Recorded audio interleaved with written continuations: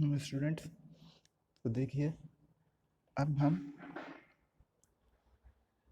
अभी तक stress, strain, types of stress, strain, ये सब चीज़ें डिस्कस की हुई है। अब आगे हम देखेंगे स्ट्रेस स्ट्रेन जो कर्व होता है, ठीक, इलास्टिक मटेरियल के लिए, उसमें कैसे होता है, क्या क्या कौन कौन से पॉइंट होते हैं। यहाँ पे हमको हुक्स लॉ भी मिलेगा डिस्कस करने के लिए, ठीक है। तो आइए स्टार्ट करते हैं। Suppose a wire of uniform cross section is suspended from a rigid support. Suppose कीजिए कि एक वायर है यूनिफॉर्म क्रॉस सेक्शन का, वो एक रिजिड सपोर्ट से सस्पेंड किया गया है। When the load at the other side is increased gradually, then length of wire goes on increasing. कहने का मतलब क्या है, आइए आपको समझाते हैं फिगर के साथ।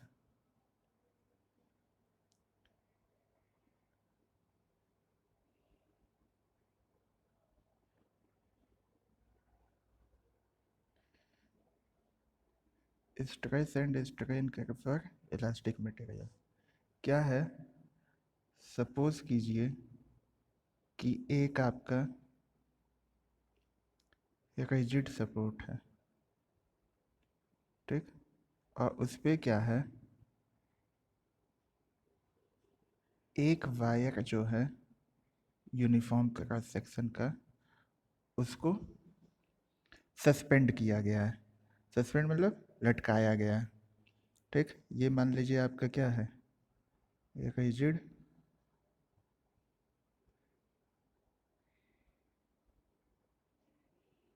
सपोर्ट है, और ये क्या है, वायर है आपका यूनिफॉर्म क्रॉस सेक्शन का।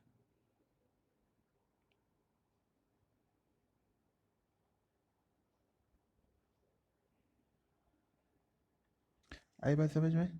तो क्या है, suppose the wire of uniform cross section is suspended from a rigid support. Suppose कीजिए, मानिए कि एक वायर है जिसका क्रॉस सेक्शनल एरिया क्या है, सेम है, वो सस्पेंड किया गया है किसी रिजिड सपोर्ट से। रिजिड सपोर्ट मतलब फिक्स होगा, वो फिक्स्ड सपोर्ट होगा, उसमें कोई भी मूवमेंट नहीं हो सकता या होगा, ठीक, उसमें कोई भी मूवमेंट नहीं होगा, फिक्स सपोर्ट है। When the load at the other side is increased gradually, अब यहाँ पे क्या है, लोड है, ठीक। अब इस लोड को क्या किया जाए, बढ़ाया जाए, ठीक।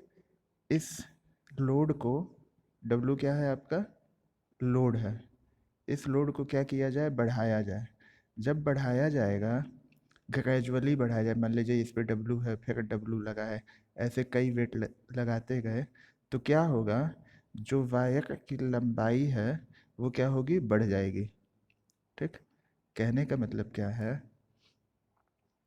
कि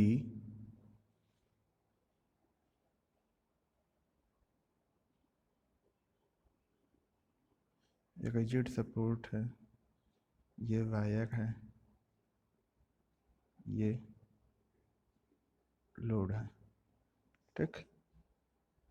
अब क्या हुआ, इस लोड को हम ग्रेजुअली इंक्रीज करेंगे, बढ़ाएंगे।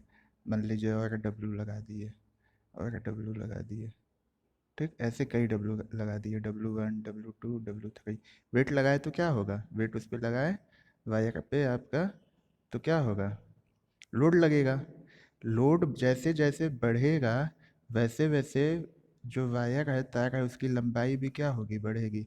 मान लीजिए पहले ये वायर L लेंथ का था, तो बाद में क्या हो जाएगा, L1 हो जाएगा, जहाँ पे आप कह सकते हैं कि L1 की वैल्यू जो है वो L से ज़्यादा है।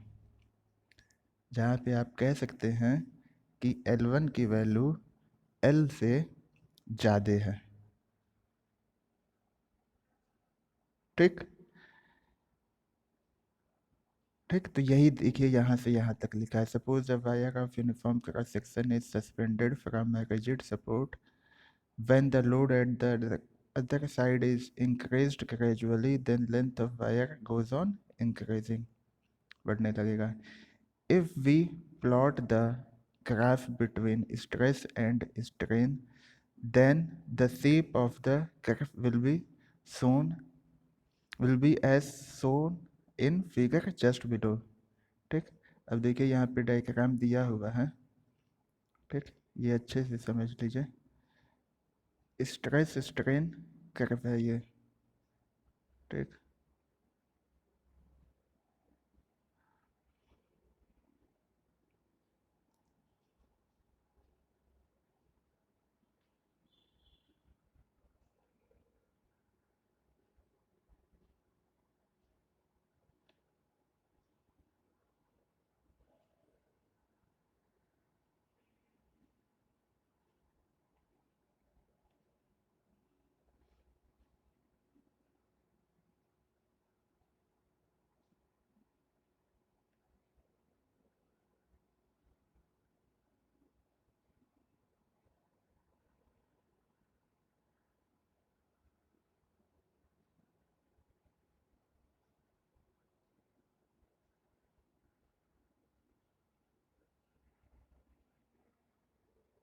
देखिए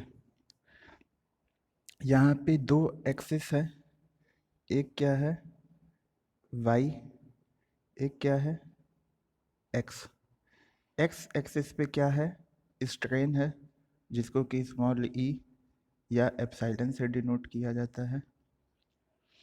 y एक्सिस पे क्या है, स्ट्रेस है, जिसको कि सिग्मा से डिनोट किया जाता है। तो ये स्ट्रेस स्ट्रेन का प्लॉट किया गया है ग्राफ। ठीक, अब क्या है, इतनी चीज़ें समझ में आई। वाई एक्सिस पे क्या है, स्ट्रेस है, और एक्स पे क्या है, स्ट्रेन है।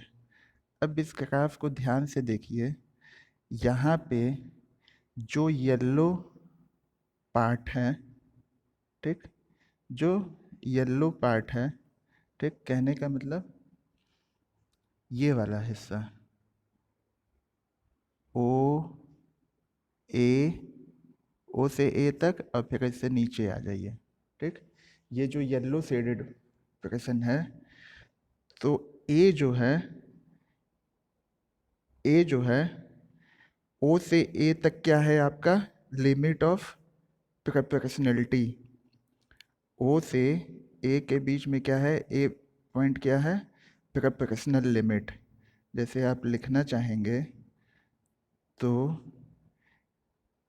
जो ए पॉइंट है वो क्या है आपका, लिमिट ऑफ प्रोपोर्शनलिटी।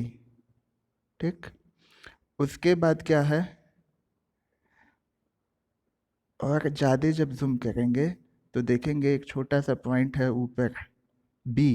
बी जो है वो ए और सी के बीच में है।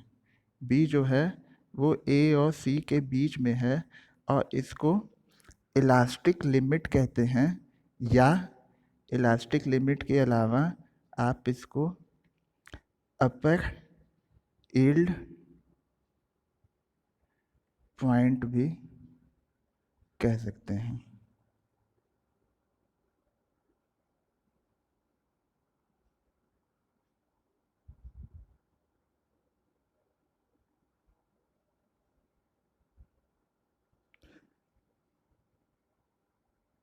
अपर यील्ड पॉइंट भी इसको कह सकते हैं। ठीक, किसको, बी को, इलास्टिक लिमिट को। ठीक, उसके बाद सी जो है उसको लिखा है यील्ड पॉइंट। ये यील्ड पॉइंट है, लेकिन अगर इसको ज़्यादा सही कहना हो तो ये कौन सा यील्ड पॉइंट है, लोअर यील्ड पॉइंट। यील्डिंग जो है वो बी से स्टार्ट होती है और सी से होते हुए जाती है। ठीक। तो एल्ड पॉइंट दो टाइप के होंगे, एक अपर एल्ड पॉइंट होगा, एक लोअर एल्ड पॉइंट होगा। जो बी पॉइंट है उसको आप अपर एल्ड पॉइंट कहेंगे या इलास्टिक लिमिट कहेंगे, और सी जो है उसको आप एल्ड पॉइंट कहेंगे। डी क्या है? पॉइंट है अल्टीमेट स्ट्रेंथ, और ई क्या है? फ्रैक्चर पॉइंट है। ठीक। तो ओ से आपका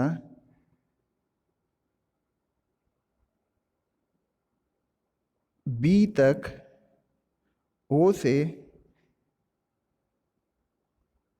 बी तक आपका जो मटेरियल है वो इलास्टिक बिहेवियर शो करेगा। ओ से बी तक जो है आपका मटेरियल वो क्या शो करेगा? Elastic behaviour. और ओ से ए जो है वो क्या है? प्रोपोर्शनल लिमिट है। कहने का मतलब क्या है कि ओ ए क्या है आपका? प्रोपोर्शनल लिमिट है। ओ बी क्या है आपका? इलास्टिक लिमिट है। ठीक। उसके बाद बी पे आपका अपर एल्ड पॉइंट है, सी लोअर एल्ड पॉइंट है, डी अल्टीमेट स्ट्रेंथ है, और ई क्या है? फ्रैक्चर पॉइंट है। तो इस ग्राफ को जब हम देख रहे हैं तो हमें क्या पता चल रहा है कि जैसे जैसे स्ट्रेन बढ़ रहा है वैसे वैसे स्ट्रेस भी बढ़ रहा है। जैसे जैसे आपका स्ट्रेन को बढ़ाया जा रहा है वैसे वैसे स्ट्रेस भी इंक्रीज हो रहा है। जैसे स्ट्रेन इंक्रीज हुआ वैसे ही स्ट्रेस भी इंक्रीज हो रहा है। मतलब दोनों क्या हैं? आपस में डायरेक्टली प्रोपोर्शनल हैं। ठीक। बट वो जो डायरेक्टली प्रोपोर्शनल हैं वो एक लिमिट तक हैं, एक लिमिट तक हैं। उस लिमिट के बाद क्या हो रहा है कि स्ट्रेन जितना बढ़ेगा उतना आपका स्ट्रेन नहीं बढ़ रहा है लेकिन स्ट्रेस ज़्यादा बढ़ रहा है। मतलब स्ट्रेन की तुलना में स्ट्रेस में ज़्यादा बढ़ता है। उसके बाद आप देखेंगे जब बी से सी पे जाएंगे, जब बी से सी पे जाएंगे तो स्ट्रेन आपका बढ़ रहा है बट स्ट्रेस क्या हो रहा है? घट रहा है। जब आप बी से सी पे जाएंगे, बी पॉइंट से सी पॉइंट पे, तो आप ये नोटिस करेंगे कि स्ट्रेन बढ़ने पे भी स्ट्रेस जो है वो क्या हो रहा है? कम हो रहा है। तो यहाँ से देखने को आपको क्या पता चल रहा है कि बी पॉइंट तक, ठीक, बी से सी जब जा रहे हैं, ठीक, जो क्या है? बी क्या है? आपका अपर एल्ड पॉइंट है और सी क्या है? लोअर एल्ड पॉइंट है। इन दोनों के बीच में जब जा रहे हैं तो आपका स्ट्रेन बढ़ने पे भी स्ट्रेस क्या हो रहा है? घट रहा है। लेकिन उसके पहले क्या है? Stress is directly proportional to strain. जितना स्ट्रेस है उतना ही स्ट्रेन। जैसे स्ट्रेस बढ़ेगा वैसे ही स्ट्रेन बढ़ेगा, या ये कह लीजिए जैसे स्ट्रेन बढ़ेगा वैसे ही स्ट्रेस बढ़ेगा। दोनों आपस में क्या है? प्रोपोर्शनल हैं डायरेक्टली। फिर सी से डी क्या पहुंच जाएगा है? Ultimate strength. और डी से ई कहाँ आ जाएगा है? Fracture point. ठीक। तो यही आपका स्ट्रेस स्ट्रेन कर्व है। अब देखिए इसको डिस्क्राइब कैसे किया जाता है। ठीक। इसमें क्या क्या दिया है? अब ये ग्राफ प्लॉट करना है आपको पूछेगा तो, ठीक, एग्जाम में स्ट्रेस स्ट्रेन हो जाएगा सिग्मा एप्सिलॉन या ई। ठीक। अब सभी पॉइंट को आइए हम लोग डिस्क्राइब कर देते हैं। पॉइंट ओ ए, ठीक, देखिए क्या है? Point O A, the portion OA of the graph is a straight line showing that up to point A। ठीक। जो OA portion है, ठीक, देखिए जो OA वाला पार्ट है आपका, ये आपकी क्या है? एक स्ट्रेट लाइन है। ओ ए क्या है आपकी एक स्ट्रेट लाइन है, ठीक, जो कि ये शो कर रही है पॉइंट ए तक कि जो वायर में स्ट्रेस है वो क्या है, प्रोपोर्शनल है स्ट्रेन की, ठीक। देखिए क्या कह रहा है, the portion O A of the graph is a straight line showing that up to point A, stress produced in the wire is directly proportional to strain। जो प्रेशन ओ ए है ग्राफ का वो एक स्ट्रेट लाइन है जो ये show कर रहा है कि पॉइंट ए तक जो स्ट्रेस है वायर में वो प्रोपोर्शनल है किसकी, स्ट्रेन की। जो स्ट्रेस है वो क्या है, डायरेक्टली प्रोपोर्शनल है स्ट्रेन के। In this portion Hooke's law is being obeyed by the material of the wire. यह जो पर्सन है कौन सा पर्सन, ओ ए। ओ ए जो है जहाँ लिखा है इलास्टिक बिहेवियर, ठीक, यहाँ पे क्या है, in this portion Hooke's law is being obeyed by the material of the wire. इस पर्सन तक हुक्स लॉ वैलिड है या ऑबे होगा, पालन होगा, माना जाएगा, ठीक। The point A is termed as limit of proportionality. जो पॉइंट ए है, जो पॉइंट ए है इसी को हम कहते हैं लिमिट ऑफ प्रोपोर्शनलिटी, ठीक। हुक्स लॉ क्या है, वैलिड है, कहाँ तक वैलिड है, अप टू प्रोपोर्शनल लिमिट। आपसे पूछा जाए कि हुक्स लॉ कहाँ तक वैलिड है तो आप लिखेंगे अप टू प्रोपोर्शनल लिमिट। ये थोड़ा कॉन्सेप्चुअल होगा, बहुत सी बुक में आपको इलास्टिक लिमिट लिखा होगा, लेकिन आगे आप गेट आउट का एग्ज़ाम देंगे या कंपटीशन देंगे तो उसमें ये क्वेश्चन पूछता है, क्योंकि ग्रेजुएशन लेवल पे जो हम पढ़े होते हैं उससे अलग इसका जवाब होता है। तो इसलिए आप कहेंगे कि Hooke's law is valid up to proportional limit. Point A क्या है, लिमिट ऑफ प्रोपोर्शनलिटी है, और यहाँ तक हुक्स लॉ ऑबे हो रहा है। तो आपसे पूछा जाए कि हुक्स लॉ कहाँ तक वैलिड है तो आप कहेंगे अप टू प्रोपोर्शनल लिमिट। देखिए मैं लिख भी दे रहा हूँ यहाँ पे ताकि आपको कोई डाउट कन्फ्यूजन ना हो। आप लिखेंगे Hooke's law is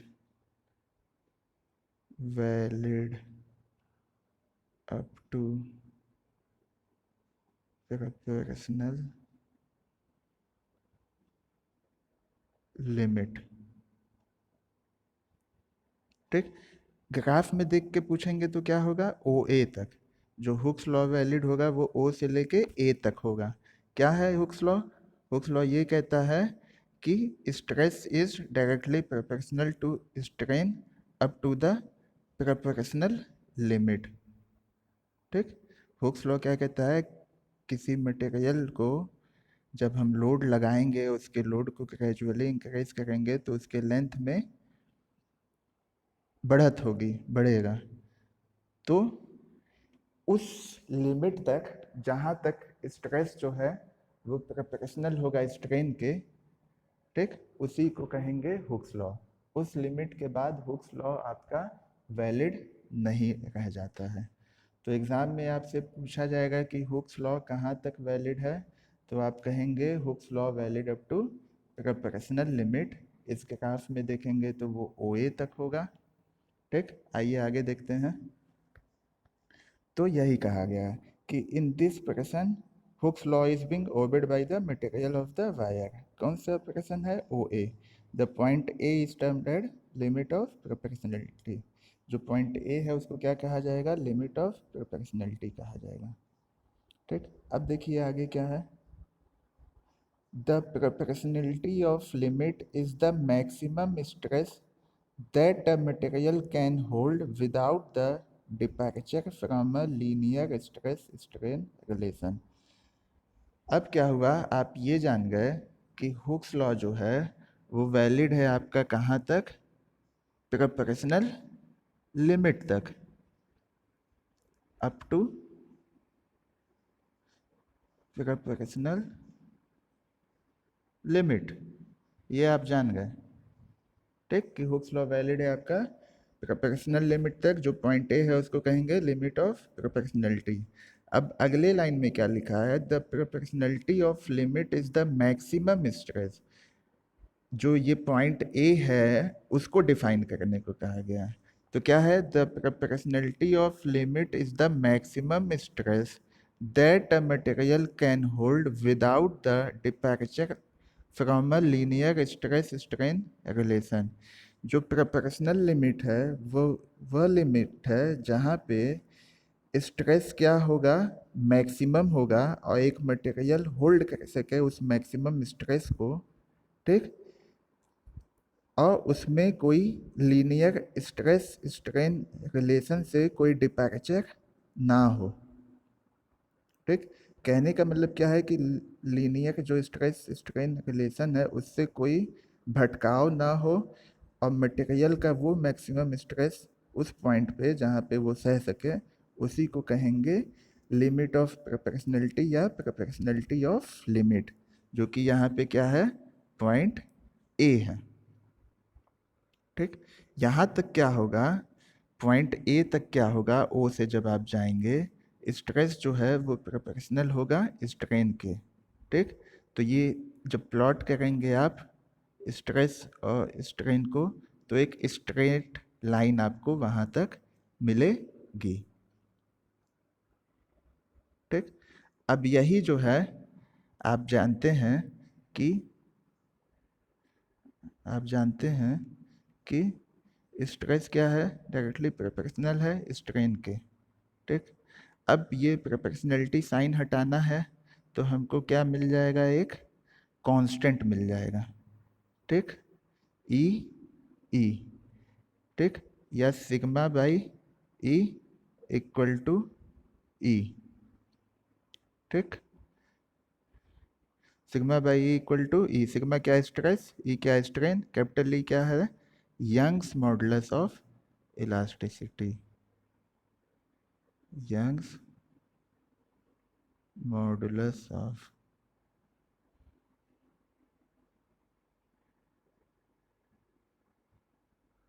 elasticity,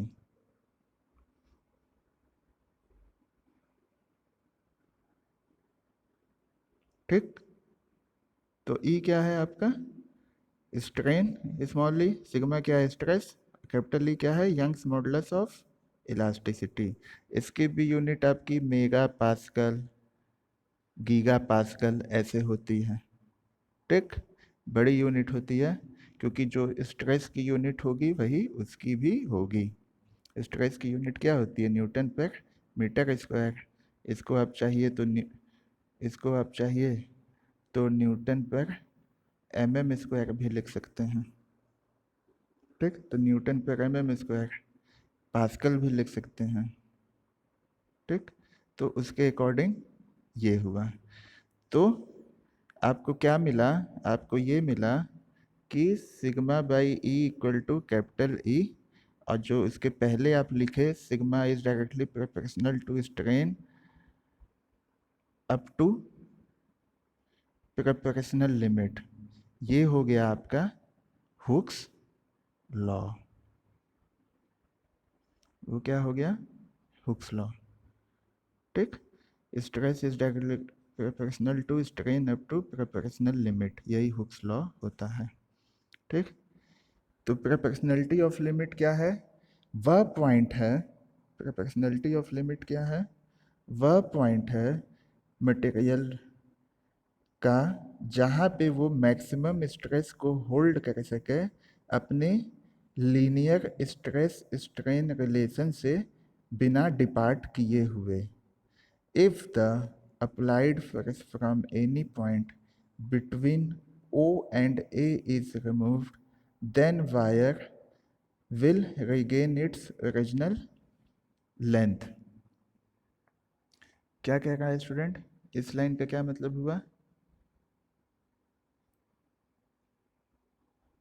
If the applied force from any point between O and A is removed, जब क्या होगा, जो हम अप्लाइड फोर्स किए हैं, फोर्स को अप्लाई किए हुए हैं, ठीक, डब्लू लगाए हुए हैं, ऐसा कई डब्लू लगाए हैं। अब क्या होगा, पॉइंट ओ ए के बीच में कहीं पे भी आपने जो फोर्स को लगाया हुआ है उसको हटा लेते हैं, रिमूव कर लेते हैं, तो वायर जो है वापस अपने इनिशियल पोजीशन और शेप में आ जाएगा। इनिशियल पोजीशन एंड शेप में आ जाएगा या उसको रिगेन कर लेगा। आई बात समझ में स्टूडेंट्स? क्या है कि जब पॉइंट ओ और ए के बीच में जो लोड है उसको आप कहीं पे हटा लेंगे, ओ ए के बीच में लोड हटा लेंगे, मतलब कि क्या हुआ, फोकस हट जाएगा जो अप्लाइड लोड है। तो क्या होगा, जो वायर आप लगाए हुए हैं रिजिड सपोर्ट से सस्पेंड किए हुए थे, वो क्या होगा, वापस अपने इनिशियल पोजीशन एंड शेप में आ जाएगा। ठीक, तो ये पॉइंट डिस्कस हो गया अपना पॉइंट ए, जिसको हम कहते हैं लिमिट ऑफ प्रोपोर्शनैलिटी, ओ ए। ठीक, प्रोपोर्शनल लिमिट। ठीक, यहाँ तक आपका हुक्स लॉ क्या होता है, वैलिड होता है। ठीक, अब देखिए क्या है, ए से बी। ए से बी कहाँ है, देखिए, ध्यान से देखिए,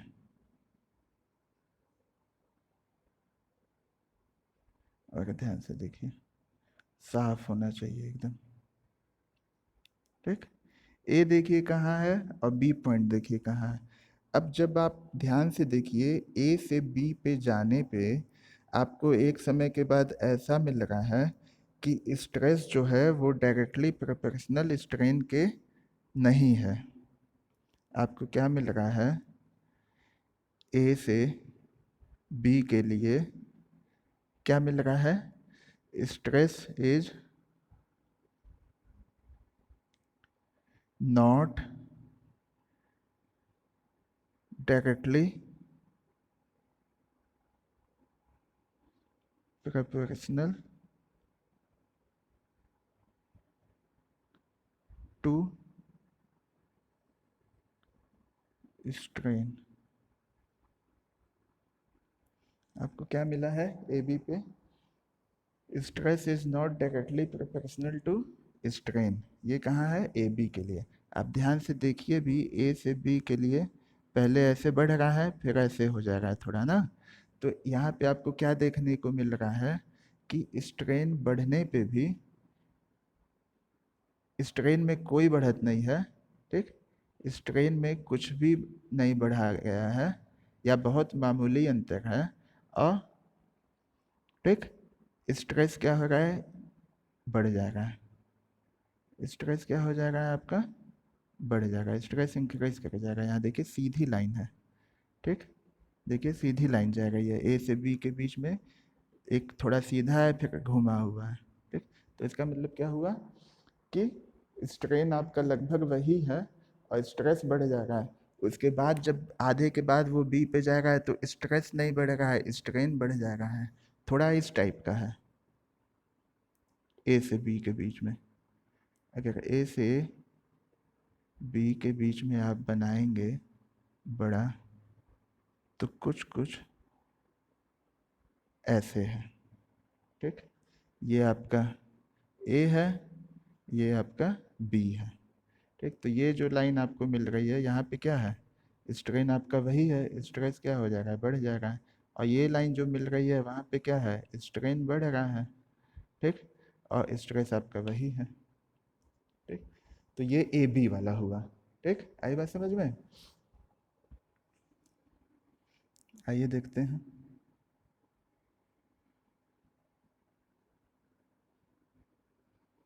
जो प्रश्न ए ओ ए था वो क्या था, इलास्टिक बिहेवियर अपना शो कर रहा था। ठीक, कि मतलब कि ओ ए के बीच में कहीं पे भी आप लोड को हटा देंगे तो जो वायर है वो अपना इनिशियल शेप और पोजीशन को गेन कर लेगा, वहाँ पे आ जाएगा। तो इसको कहते हैं इलास्टिसिटी। जो हुक्स लॉ ओबे किया जाता है मटेरियल के द्वारा, वो कहाँ तक ओबे किया जाता है? Up to proportional limit. आपसे पूछे कि हुक्स लॉ कहाँ तक वैलिड होता है, तो आपका जवाब होना चाहिए प्रोपोर्शनल लिमिट तक वैलिड होता है। ए बी वाला हम लोग पढ़े गए थे। देखिए क्या था, इन प्रश्न A B of the graph stress is not directly proportional to the strain of the material. ठीक,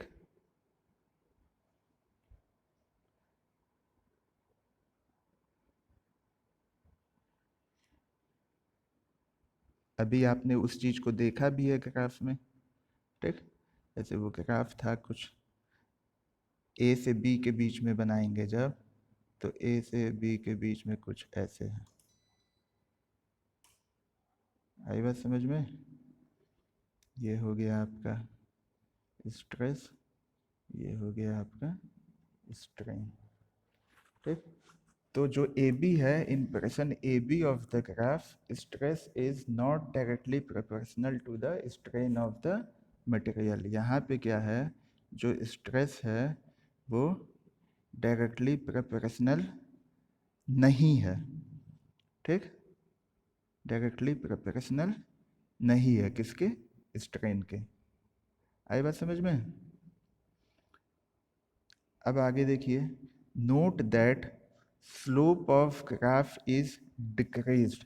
नोट कीजिए कि जो स्लोप है ग्राफ का वो क्या हो रहा है? घट रहा है। This means that strain increases more rapidly with the strain. ठीक, आप जब उसको नोट करेंगे, ध्यान देंगे, ठीक, ए से बी के बीच में,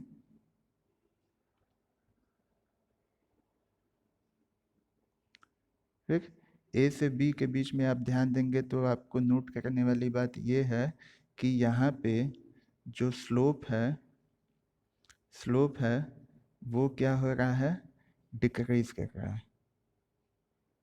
ठीक, स्लोप डिक्रीज होने का मतलब ये है कि आप मैथमेटिकल टर्म्स में नहीं समझना चाहते हैं, ठीक, कॉन्सेप्ट की तरफ, तो देखिए क्या है कि जब ए से बी के बीच में, अभी हम बताए भी हैं वो चीज़, ए से बी के बीच में जा रहे हैं आपका, तो स्ट्रेन जो है वो उतना नहीं बढ़ रहा है, बट उसकी तुलना में जो स्ट्रेस है वो बहुत ज़्यादा बढ़ रहा है।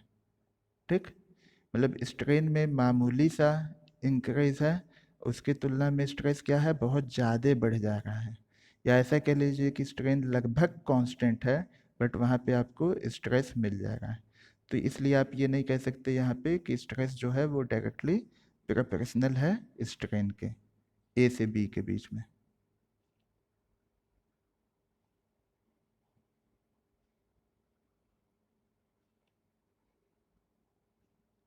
ठीक, तो स्लोप घट रहा है। This means that strain increases more rapidly with the strain.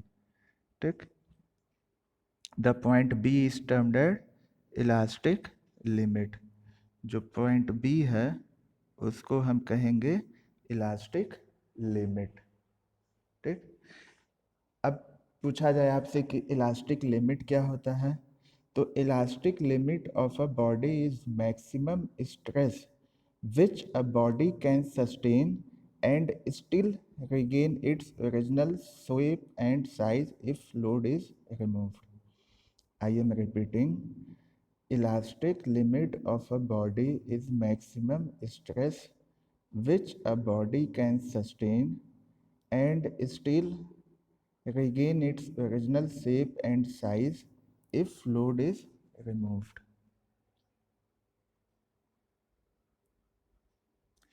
Elastic limit क्या है? किसी बॉडी का इलास्टिक लिमिट ये है कि वह मैक्सिमम स्ट्रेस जहाँ पे बॉडी जो है उसको सह सके। किसी बॉडी की इलास्टिक लिमिट को ऐसे डिफाइन किया जाता है कि वह मैक्सिमम स्ट्रेस जो बॉडी सह सके, ठीक, और वापस वो अपने ओरिजिनल शेप और साइज को पा सके लोड के हटाने पे, तो उसी को कहेंगे हम इलास्टिक लिमिट। इलास्टिक लिमिट क्या होती है स्टूडेंट? कि वह मैक्सिमम स्ट्रेस जो कोई मटेरियल या बॉडी सह सके, कि अगर हम लोड को हटा देते हैं तो भी वो अपने पहले के जो पोजीशन, शेप, साइज है वहाँ पे आ जाए, तो उसी लिमिट को हम कहेंगे इलास्टिक लिमिट। सपोज कीजिए कि हमारे पास एक वायर है ए बी, इसको हमने क्या किया, खींचा। अब इस ए बी जो वायर है ये किसी मटेरियल का बना हुआ है, सपोज कीजिए कि वो रबड़ का बना हुआ है, ठीक। अब जब वो रबड़ का बना हुआ है तो क्या होगा, कि इसकी एक इलास्टिक लिमिट होगी। तो इलास्टिक लिमिट तक क्या होगा, ये वायर जो है वो खींचा जाएगा, उसके बाद उस पर से लोड हटा देंगे तो वापस वो जितने लंबाई का या जो डायमेंशन था, जो शेप था उसका, ठीक, उस पे आ जाएगा। इसी को हम इलास्टिक लिमिट कहते हैं, ठीक। तो ए बी क्या था अपना, ए बी जो था फ्रिक्शन, वहाँ पे हमको क्या मिला कि स्ट्रेस जो है वो डायरेक्टली प्रोपोर्शनल नहीं है स्ट्रेन के, ठीक। यहाँ पे क्या है, नोट करने वाली बात है कि स्लोप क्या होगा, ग्राफ का डिक्रीज होगा, ठीक। इसका मतलब ये है, स्लोप डिक्रीज होने का मतलब ये है कि strain increases more rapidly, stress increases more rapidly with strain, और जो पॉइंट बी है उसको कहेंगे इलास्टिक लिमिट। इलास्टिक लिमिट क्या होता है, elastic limit of a body is maximum stress which a body can sustain and still regain its original shape and size if load is removed. किसी body का elastic limit वह होता है, वह point होता है जहाँ पे वह बॉडी उस मैक्सिमम स्ट्रेस को सह सके कि अगर हम लोड को हटाते हैं तो भी वो बॉडी अपने इनिशियल पोजीशन, शेप, साइज को पा सकें। आइए आगे देखते हैं क्या है। अब हमको क्या देखना है, बी से सी। बी क्या था, इलास्टिक लिमिट था, सी क्या था, इल्ड पॉइंट था, जिसको कि हमने लोअर इल्ड पॉइंट कहा था। तो बी से सी में क्या होगा, if the load is increased beyond elastic limit, a point C is raised at which there is marked increase in extension. अब लोड क्या होगा, इलास्टिक लिमिट के बियॉन्ड बढ़ाया जाएगा। लोड को क्या किया जाएगा, इलास्टिक लिमिट के बियॉन्ड बढ़ाया जाएगा, तो एक पॉइंट पहुंचेगा सी, ठीक, जहाँ पे हमको एक्सटेंशन में बढ़त मिलेगी। यही जो पॉइंट सी है, इसी पॉइंट को हम कहते हैं इल्ड पॉइंट, या ज़्यादा सटीक कहना हो तो इसको कह सकते हैं लोअर इल्ड पॉइंट, ठीक। बी से सी के बीच में क्या है, मटेरियल में प्लास्टिक डिफॉर्मेशन होगा, ठीक। बी से सी के इलास्टिक लिमिट क्या है, कि जो ए बी था, बी तक जो था आपका क्या था, इलास्टिक लिमिट था। इसका मतलब ये है, बी तक क्या था आपका, इलास्टिक लिमिट था। इसका मतलब ये है कि इसमें जो डिफॉर्मेशन होगा वो भी क्या होगा, इलास्टिक डिफॉर्मेशन होगा, वहाँ तक, उस लिमिट तक, उस लिमिट तक क्या होगा, इलास्टिक डिफॉर्मेशन होगा, ठीक। वहाँ पे आप लोड को हटाएंगे उस पॉइंट तक कहीं पे भी, तो वापस बॉडी अपने इनिशियल पोजीशन, शेप, साइज को पा लेगी। लेकिन जब लोड को और ज़्यादा बढ़ा दिया जाएगा, इलास्टिक लिमिट के बाहर लेते जाया जाएगा, तो एक पॉइंट सी पे पहुंचेंगे हम, ठीक, जहाँ पे क्या होगा, एक्सटेंशन में बढ़त होगी। इस पॉइंट सी को कहेंगे yield point. Between B and C materials become plastic, that is, if applied force is removed from any point between B and C, material will not regain its original shape and size. इस line का क्या मतलब है student कि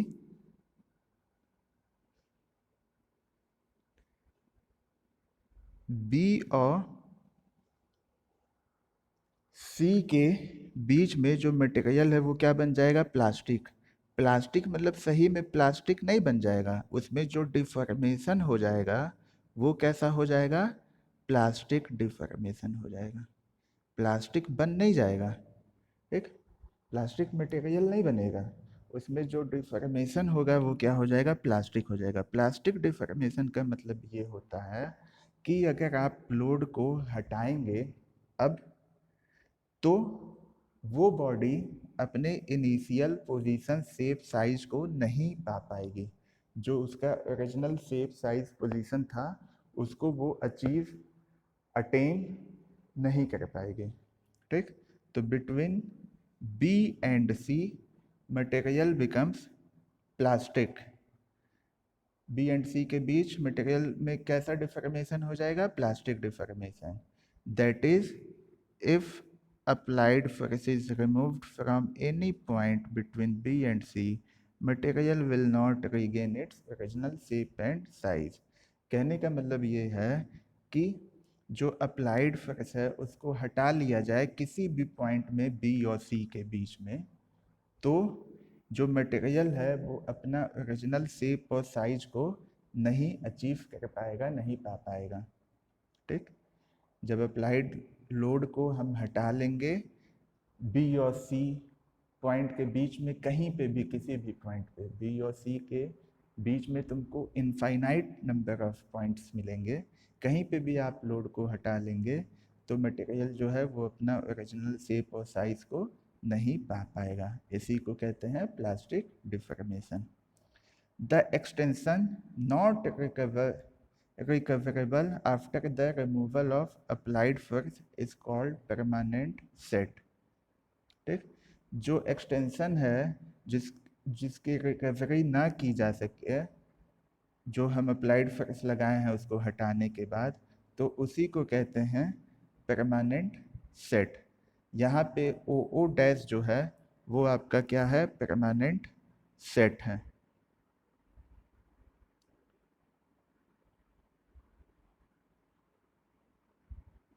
The extension not recoverable after the removal of applied force is called the permanent set। वो extension, वो बढ़त जिसको वापस रिकवर न किया जा सके अगर हम अप्लाइड लोड या फोर्स को हटा दें, तो उसको कहते हैं परमानेंट सेट। यहाँ ग्राफ में जो ओ ओ डैश है वो क्या है, परमानेंट सेट है। आइए देखते हैं ग्राफ में ओ ओ डैश है कहीं पे परमानेंट सेट कहीं लिखा है, इसमें देखिए कहीं पे लिखा है, नहीं लिखा। देखिए ये यंग्स मॉडुलस वाला लिखा है, यंग्स मॉडुलस ऑफ इलास्टिसिटी जो होता है वो लिखा है, ई इक्वल टू क्या होता है, स्ट्रेस बाई स्ट्रेन, ठीक।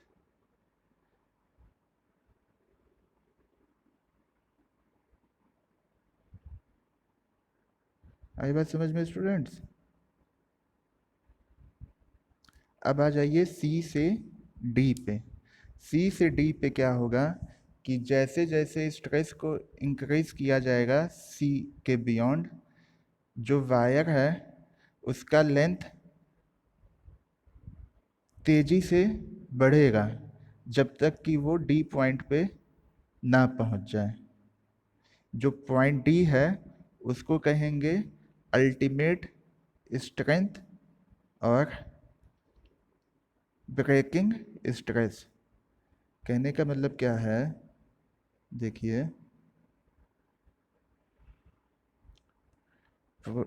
जो सी से डी है, ठीक, इसमें क्या है, if stress is increased beyond C, जब स्ट्रेस को सिग्मा को सी पॉइंट के बियॉन्ड बढ़ाया जाएगा, सी पॉइंट के बाहर तक बढ़ाया जाएगा, तो जो वायर हम लटकाए हुए थे उसका लेंथ क्या होगा, लंबाई जो होगी वो तेजी से बढ़ेगी जब तक कि वो पॉइंट डी पे ना पहुंच जाए, जो कि क्या है, उस कर्व का टॉप पॉइंट है। जो पॉइंट डी है, ये जो स्ट्रेस स्ट्रेन कर्व है, इसका टॉप पॉइंट है। कौन है? Point D. और उस पॉइंट डी को हम क्या कहते हैं? Ultimate strength. उसको क्या कहते हैं? Ultimate strength.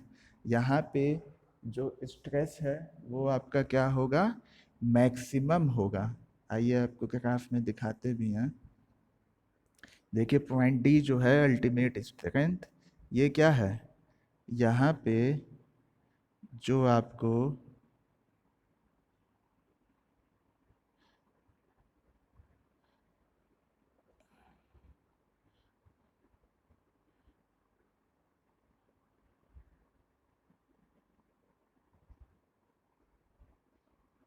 जो पॉइंट डी है, यहाँ पे आपका स्ट्रेस जो है वो क्या है? मैक्सिमम है। मैक्सिमम स्ट्रेस है। ठीक, पॉइंट डी। इसी पॉइंट डी को कहते हैं अल्टीमेट स्ट्रेंथ। जब सी से डी के बीच में आप जा रहे हैं, सी से डी के बीच में जा रहे हैं, तो क्या देख रहे हैं आप कि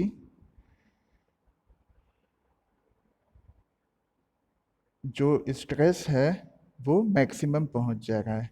लेकिन मैक्सिमम स्ट्रेस पे क्या स्ट्रेन भी मैक्सिमम है? तो आपका जवाब होगा नो, स्ट्रेन मैक्सिमम नहीं है। ठीक, तो आइए, if stress is increased beyond C, जब सी से आगे स्ट्रेस को इंक्रीज किया जाएगा तो जो लंबाई है वायर की वो बहुत तेजी से बढ़ेगी जब तक कि वो पॉइंट डी पे ना पहुंच जाए। और जो पॉइंट डी है वो क्या है? जो स्ट्रेस स्ट्रेन कर्व है उसका टॉप पॉइंट है, और इस पॉइंट डी को कहते हैं हम अल्टीमेट स्ट्रेंथ।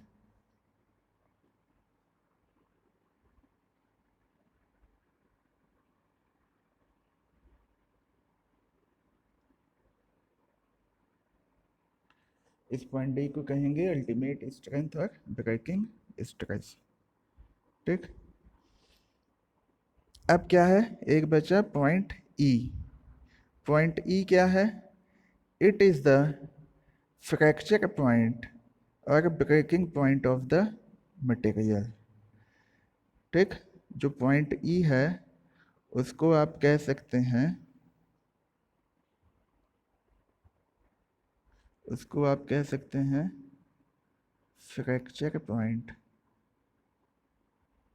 या ब्रेकिंग पॉइंट। अभी तक अपना मटेरियल जो है वो फ्रैक्चर या ब्रेक नहीं हुआ है। ठीक, डी तक पहुंचा है। वो डी क्या है? अल्टीमेट स्ट्रेंथ है। ठीक, अल्टीमेट स्ट्रेंथ या डी पॉइंट वो पॉइंट है जहाँ पे मटेरियल जो है वो उस स्ट्रेस को, मैक्सिमम स्ट्रेस को सह सके बिना फेल किए हुए। बिना फेल हुए जिस स्ट्रेस को वो सह सके, मैक्सिमम जो स्ट्रेस होगा वही क्या होगा? आपका अल्टीमेट स्ट्रेंथ होगा। और पॉइंट ई क्या है? आपका फ्रैक्चर पॉइंट और ब्रेकिंग पॉइंट। ये क्या होता है? जब पॉइंट डी से आप आगे बढ़ेंगे तो जैसे स्ट्रेन बढ़ेगा स्ट्रेस क्या होने लगेगा? घटने लगेगा। ठीक, और स्ट्रेस क्या हो जाएगा? कम होने लगेगा।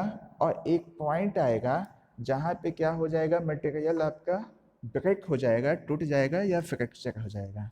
उसी पॉइंट को आप कहेंगे ब्रेकिंग पॉइंट और फ्रैक्चर पॉइंट। ठीक, देखिए क्या है।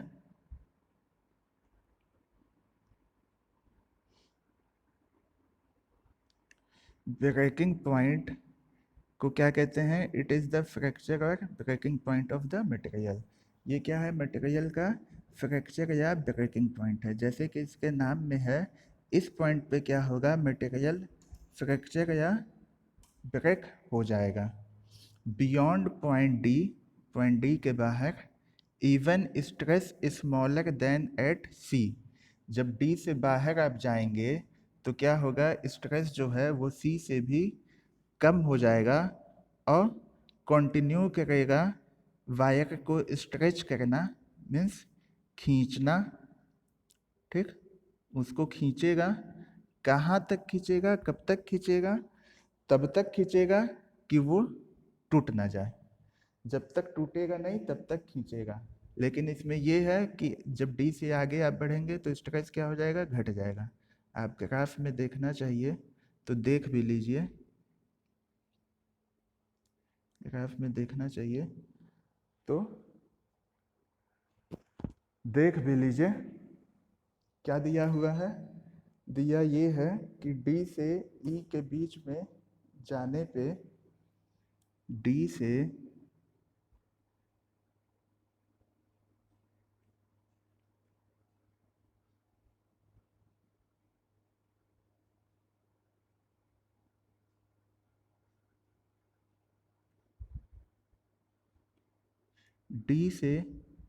ई के बीच में जाने में आपका क्या हो रहा है, स्ट्रेस डी पे क्या था, मैक्सिमम था, ये टॉप पॉइंट था। ई पे जब आ रहा है तो स्ट्रेस क्या हो जा रहा है, कम हो जा रहा है। लेकिन क्या हो रहा है, जो मटेरियल है वो आपका फ्रैक्चर हो जा रहा है, टूट जा रहा है।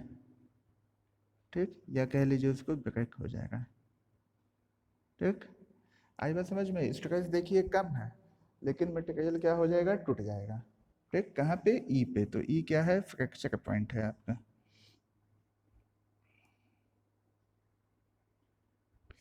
ठीक, it is the fracture point beyond point D. Stress क्या होगा, स्मॉलर है, सी से भी कम है। सी से कम है, देखिए सी से कम नहीं है, डी से कम है। ठीक, इसमें बना तो ऐसे ही है कि सी से कम नहीं है, लेकिन चलिए मतलब ये जानिए कि कम हो जाएगा। ठीक, और वाई का जो है वो टूट जाएगा। या इसको दूसरे लैंग्वेज में कहें तो ये कह सकते हैं कि ब्रेकिंग पॉइंट और fracture point is the point where a material loses its strength and breaks.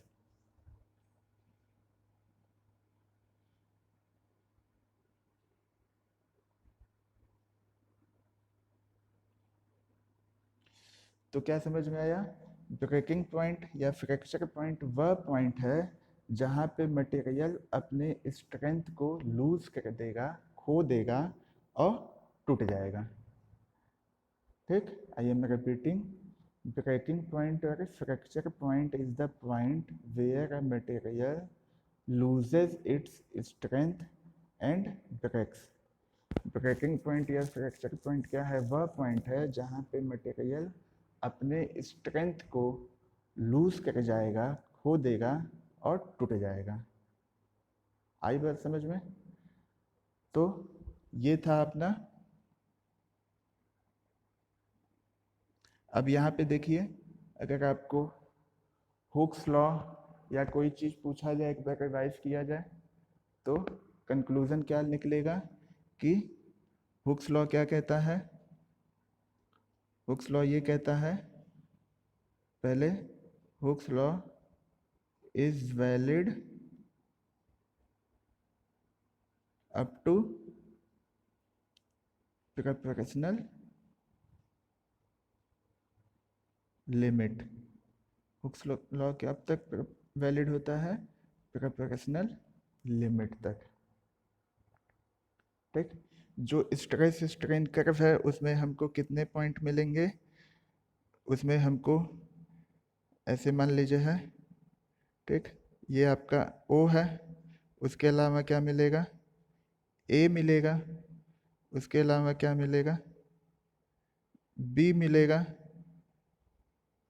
उसके अलावा क्या मिलेगा, सी मिलेगा, उसके अलावा क्या मिलेगा,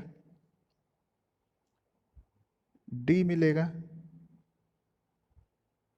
उसके अलावा क्या मिलेगा, ई मिलेगा। ठीक, ऐसे ही आपका जो स्ट्रेस स्ट्रेन कर्व है उसको प्लॉट किया जा सकता है। ये लाइन आगे कंटिन्यू हो जाएगी।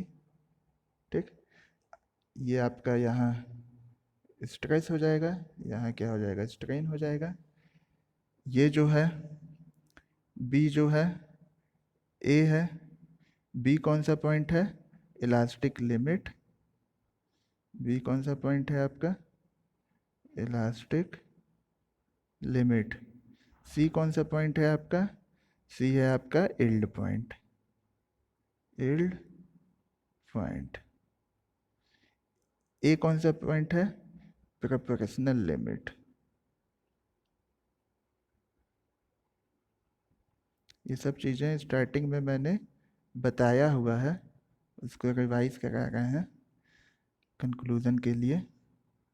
ठीक है, C D E, O A B C, सी हुआ नहीं। ई कौन सा पॉइंट था आपका, फ्रैक्चर पॉइंट था। ई क्या था, फ्रैक्चर पॉइंट था। डी क्या था, अल्टीमेट स्ट्रेंथ था। ठीक, और सी आपका कौन सा पॉइंट था, O A B C, C yield point था, ये तो बता ही दिए। सी क्या है, इल्ड पॉइंट है, ये डी है। ठीक, ये सी नहीं है, ये सी नहीं है,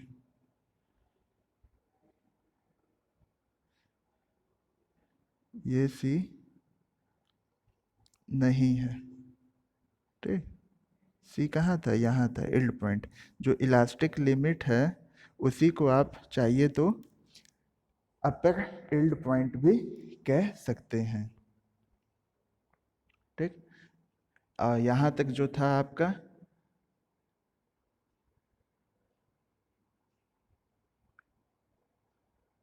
ओ ए, ये आपका क्या था, हुक्स लॉ वैलिड था यहाँ तक।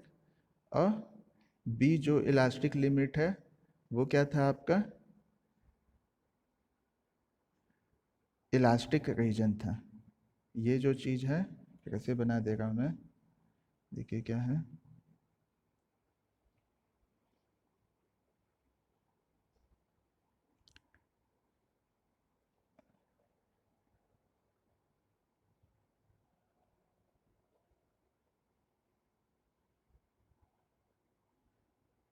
एक स्ट्रेट लाइन होगी ओ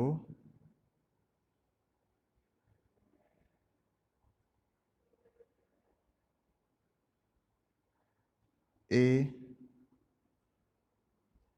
A B C D E, नहीं ये तो डी है, ये कौन सा पॉइंट है आपका, डी पॉइंट है।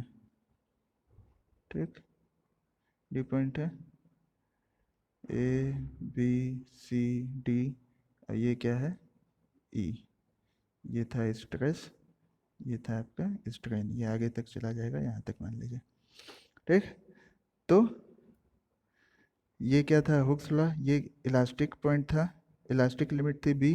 तो यहाँ तक आपका क्या हो जाएगा, आपका ये आपका हो जाएगा इलास्टिक रीजन बी पॉइंट तक। कहने का मतलब क्या है कि यहाँ तक पॉइंट बी तक जो इलास्टिक लिमिट है, और ओ बी क्या है आपका इलास्टिक रीजन है, वहाँ तक क्या होगा कि मटेरियल पे आप जो लोड लगाए हैं उसको हटा भी लेंगे तो भी क्या होगा कि वो वापस अपना इनिशियल शेप और पोजीशन को पा लेगा। मतलब कि बी पॉइंट तक जो मटेरियल में डिफॉर्मेशन होगा वो किस नेचर का होगा, इलास्टिक डिफॉर्मेशन होगा। लेकिन बी पॉइंट के बाद जब सी आपका इल्ड पॉइंट आता है, या कह लीजिए लोअर इल्ड पॉइंट होता है, बी पॉइंट के बाद जो भी डिफॉर्मेशन होगा वो किस नेचर का होगा, वो आपका प्लास्टिक डिफॉर्मेशन होगा। मीन्स कि बी के बाद बी के बाद आप किसी भी पॉइंट पे लोड को हटाएंगे, ठीक, तो वह बॉडी अपने इनिशियल पोजीशन और शेप को नहीं पा पाएगी, नहीं अचीव कर पाएगी। उसमें जो डिफॉर्मेशन होगा वो कैसा हो जाएगा, प्लास्टिक हो जाएगा। सी से डी पे जाएंगे तो क्या होगा आपका, डी पॉइंट जो है वो इस कर्व का टॉप पॉइंट है, जिसको कि अल्टीमेट स्ट्रेंथ कहते हैं। यह वह पॉइंट होता है जहाँ पे बॉडी या मटेरियल मैक्सिमम स्ट्रेस को सह सके बिना फेल हुए। डी से ई पे जाएंगे तो आपका क्या होगा, स्ट्रेस घटेगा, लेकिन ई पे पहुँचते पहुँचते वो बॉडी या मटेरियल ब्रेक हो जाएगा, या कह लीजिए फ्रैक्चर हो जाएगा, टूट जाएगा। आई बात समझ में स्टूडेंट्स? तो ई पॉइंट पे क्या हो जाएगा, वो टूट जाएगा, ठीक। तो उसको हम ब्रेकिंग पॉइंट या फ्रैक्चर पॉइंट कह देंगे। यहाँ पे मटेरियल क्या होता है, अपनी स्ट्रेंथ को लूज कर लेता है, मतलब स्ट्रेंथ खो जाता है और आपका टूट जाता है। जो सी डी पार्ट है, प्रेशन है, जो डी पॉइंट है वो क्या है, अल्टीमेट स्ट्रेंथ है। ये पॉइंट वो होता है कि जहाँ पे जो मटेरियल है वो स्ट्रेस को सह सके बिना फेल हुए, बिना फेल किए स्ट्रेस को सह सके। ये जितना भी स्ट्रेस स्ट्रेन कर्व है उसका सबसे टॉप का पॉइंट होता है। कौन सा पॉइंट, डी पॉइंट, ठीक। लेकिन डी पॉइंट पे आपको एक चीज़ देखने को मिलेगा कि डी पॉइंट पे स्ट्रेस जो है, डी पॉइंट पे एक चीज़ नोटिस करने वाली बात है, वो क्या है कि डी पॉइंट पे आपको स्ट्रेस जो है वो मैक्सिमम मिलेगा, स्ट्रेस जो है वो मैक्सिमम मिलेगा। लेकिन जहाँ मैक्सिमम स्ट्रेस है, क्या वहाँ पे स्ट्रेन भी मैक्सिमम है? तो आपका जवाब होगा नहीं, स्ट्रेन मैक्सिमम नहीं है। स्ट्रेन मैक्सिमम कहाँ पे है, पॉइंट ई पे है, लेकिन पॉइंट ई पे आपका स्ट्रेस मैक्सिमम नहीं है। तो फ्रैक्चर होने के लिए ये नहीं है कि हमेशा जहाँ मैक्सिमम स्ट्रेस होगा वहीं पे फ्रैक्चर या ब्रेक होगा, उससे कम पे फ्रैक्चर ब्रेक होता है, ठीक। एक उसकी लिमिट होती है जहाँ तक वो सह सकता है, और उसके बाद वो फ्रैक्चर या ब्रेक होता है। हुक्स लॉ समझ ही में आ गया। तो उम्मीद है स्टूडेंट्स ये टॉपिक आपको अच्छे से समझ में आया होगा, stress and strain curve for an elastic material, जिसमें हमने काफ़ी डीपली देखा है, ठीक। एक एक पॉइंट को डिस्कस किया है, हुक्स लॉ क्या होता है, सभी चीज़ों को डिस्कस किया है। तो मिलते हैं नेक्स्ट वीडियो में, आज के लिए इतना ही। Okay, thank you.